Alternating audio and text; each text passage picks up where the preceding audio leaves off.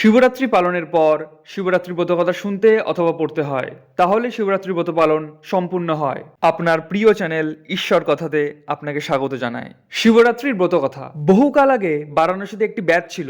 দিনরাত সে শুধু জীব হত্যা করত।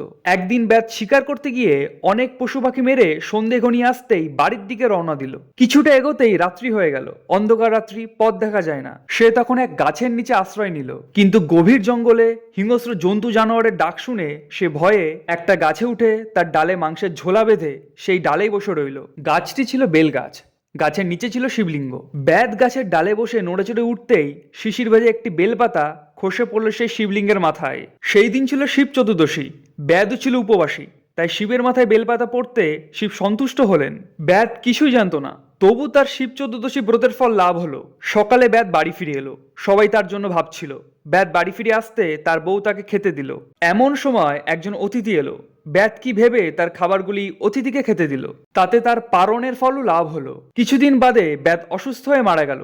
যমদূতরা তাকে নিয়ে যাওয়ার জন্য এলো। এমন সময় সেখানে শিবদূতরা এলো। দুজনে যুদ্ধ বেঁধে গেল। যমদূতরা হেরে গেল। শিবদূতরা ব্যাতকে কৈলাসে নিয়ে গেল। যমদূতেরাও তাদের পিছন পিছন ধাওয়া করলো। কৈলাসের দ্বারে নন্দী পাহারা দিচ্ছিল। সে যমদূতদের কাছে ব্যাতের শিবরাত্রির কথা বলল। সব শুনে যমদূতরা ফিরে গিয়ে যমকে সব জানালো।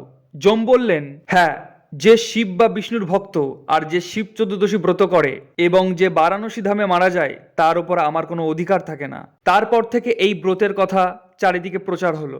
এই ব্রত পালন করলে দেবাদিদেব মহাদেব প্রসন্ন হন এবং ধর্ম, অর্থ, কাম ও মোক্ষ এই চতুর্বিধ ফল লাভ হয় এবং শেষে ভক্তের শিবলোক প্রাপ্ত হয়। ওম নমঃ শিবায়।